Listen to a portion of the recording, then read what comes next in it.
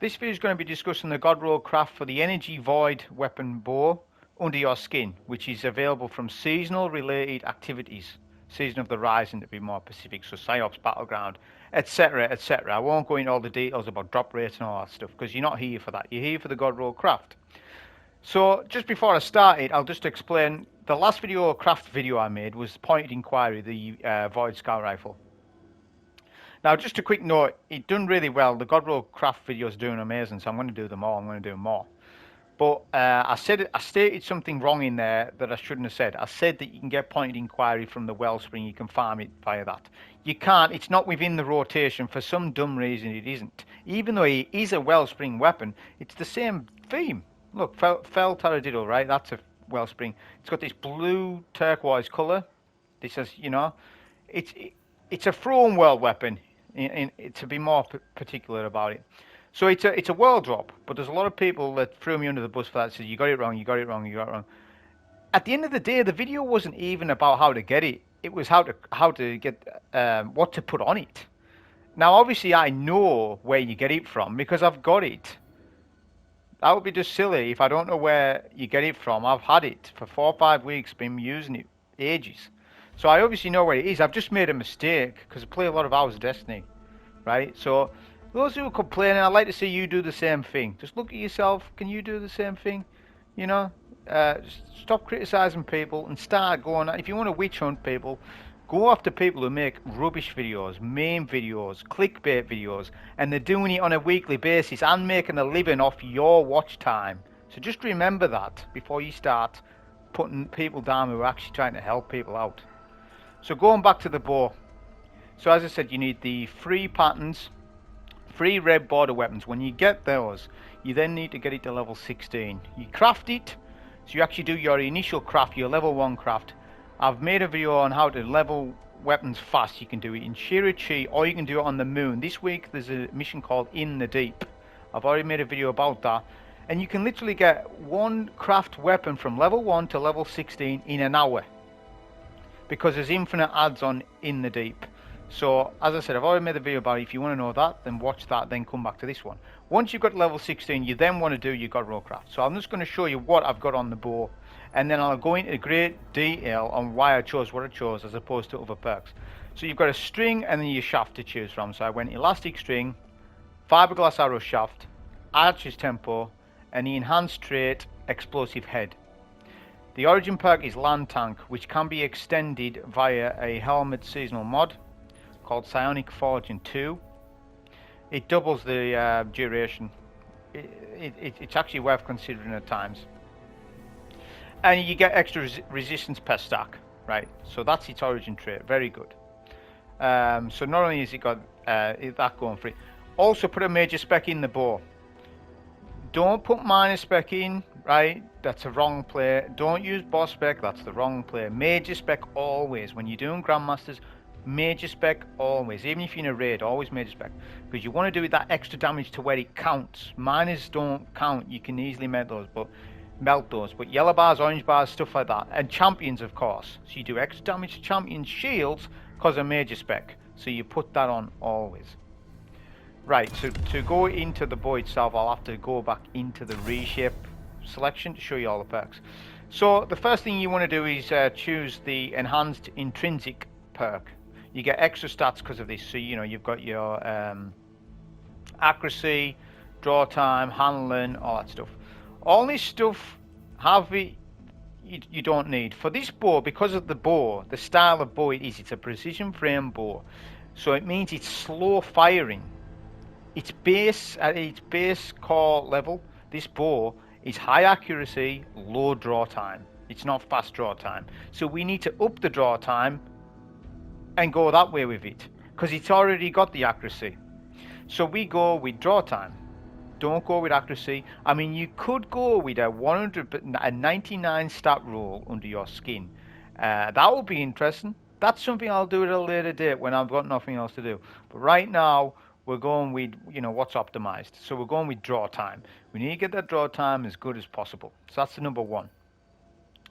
Stat wise, just to quickly explain that, impact cannot be changed, accuracy can. So this is range for your bow. How well shots fired by this weapon hit their target. When you get over 40, 50, 60 meters range wise, the bow starts to get more benefit from having a higher accuracy stat. Think as accuracy as your range for your bow. Yes, bow has a range drop off type thing where they start to miss their crits, even though you're hitting the head. It's just not hitting the head because there's this accuracy stat to account for. So a higher accuracy bow, the better it is. Close quarter combat though, it won't matter. It only kicks in after a certain range. Stability, you do not need that on a bow. Handling's okay, the speed with which the weapon can be readied and aimed. That's an actual stat that kind of impacts you a little bit. But again, it's not the biggest deals, is handling. Reload speed is the knocking of the arrow, I believe. But it's something that you don't really need to consider because it's draw time that you need to consider. So my draw time is 576, which is super quick for this style of bow. It's a precision frame bow. So going on to the string and the shaft. The string highly dictates what your draw time is going to be. It's so important to get this right. Getting it wrong will change the way the bow look. I've went agile bowstring. I've got a 648 draw time. That's went from fast bow to like starting to get on slow. You've got a lot of different stats, but elastic string, as I said, because of the base stats of the board, it's got a high accuracy anyways. So you don't need to be speccing for accuracy. I could look at this. I can go max accuracy if I want, but then look at the draw time. So you don't do that. You go elastic string. So where is it? Here. And then the shaft. So now the shaft dictates other stats like stability, handling, stuff like that. With this, the best in column, in my opinion, is fiberglass arrow shaft. You can't affect the draw time with any of these. These don't affect draw time, it's more that. But fiberglass arrow provides the most accuracy amongst all of them. So we go with fiberglass arrow shaft, just for even more accuracy. Right, now we go to the first column. So we've got firmly planted, unrelenting, hip fire grip, archer's tempo, tunnel vision, perpetual motion. If you ask me, these are all PvP based. Apart from the only perk that I would even maybe consider is unrelenting.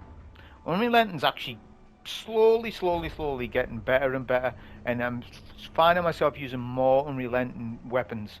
So it is good, but is it the best in slot?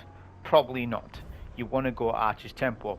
Now I am starting to slowly run out of mats. I've got 4,000 neutral element, but I've got other stuff to craft, so I didn't go enhanced archer's tempo, and you'll see at the end of the video why I didn't do it. Enhanced archer's tempo is a little bit of a benefit to archer's tempo, but is it the deal breaker between, like, if you don't have the mats to do it right now, just go standard archer's tempo.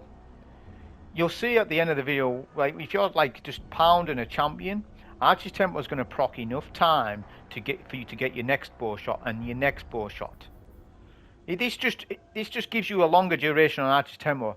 So honestly, I would recommend until Bungie adjusts these values, don't use enhanced perks for every gun that you see. Wait until Bungie, because Bungie will nerf the amount of neutral element that we need for perks. That's why I think in the longer game, that's what they're going to do. So for now, I'm just going standard archer's tempo because I'm starting to lose mats. Right, and then the second column. So we have turnabout, explosive head, opening shot, adaptive munitions, successful warm-up, dragonfly. So dragonfly is good on a bow, and you've seen me use that on the arsenic bite 4B or whatever it's called. But it also had an explosive head on it, which made it really good that way. For this, I don't recommend dragonfly, because dragonfly isn't enough of a gain, right, in my eyes. Turnabout is a good perk, don't get me wrong, but it's too situational. Okay, it's not giving us enough. Now, if it also gives us a damage bonus on top of this, that might be me asking too much from the perk. But it's heavily based around shields and stuff, and you will get your shield back, I guess, when you break a barrier's shield on a champ. So it's got utility, but while you're doing that, you're not getting any damage bonus to your bow. And if you're solo, you need all the damage bonuses you can get. So turnabout's a no. It's got utility, but people are wanting to use this perk because it's new. But I'm not so gullible that way. I'll still go back to what I know it works. Then we got successful warm-up. Now if you combine successful warm-up and Archer's Tempo, you do see a noticeable difference with your bow shots. They're faster. It's like that Gambit bow from age way back when. I can't even mind the name of it. But again, you know, damage bonus, this is no good to us. We're on Grandmasters, we need the additional stagger damage, we need additional area of effect damage. It's no good to us. Adaptive munitions it has utility. I've approved that with the Scout. But here's the thing, this season it's anti-barrier Scout, anti-barrier bow. So why would I bother making 2 adaptive munition style barrier weapons? That's a waste. Like, I've already crafted this, look. Where's the Scout at? Look, I've already got it. So I have adaptive munitions. So if I want to use an adaptive munitions weapon, I'll put on Pointed Inquiry. I'm not going to craft it on the bow as well. That is a huge waste. If you're doing that, you're playing it wrong. You need to decide in your head what is your barrier breaking weapon. If for me, it's like if I need it, then it's a Pointed Inquiry. But you'll notice the bow's going to do work anyways with the shields. So going back to it, opening shots PvP based, you don't need it. Okay, so as you can see, I'm enhanced. Now this increases accuracy. It gives 4 accuracy extra. So I've even got a higher accuracy bow. So this bow is like literally potentially the best bow in the game, because it's precision frame, it's got a high accuracy, like we're 11 off max.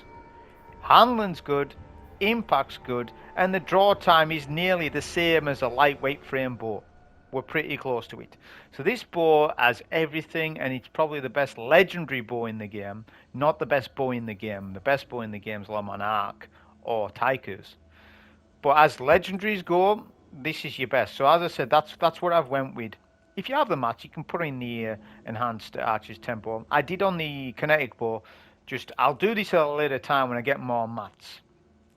But for now, I'm good enough to use this in a solo Grandmaster or a team Grandmaster. This bow is good enough, and it's going to work with volatile rounds because it's void. The footage coming up is going to be showing you how well it works on barrier champions. It was Master 1580 Moon Nightmare Hunt. Yes, Moon Nightmare Hunt. I know it's old, but they do scale to power. They're 1580 power this season. They keep going up and up. But that was the perks that I had that I crafted on the bow.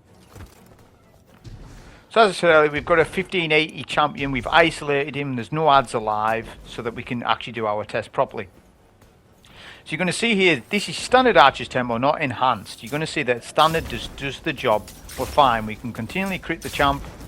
We're getting the Archer's Tempo. And then we go for Shield Break, which is 2 shots. What else does that? Adaptive Munitions does, but so does Explosive Head, because it does additional damage to shields.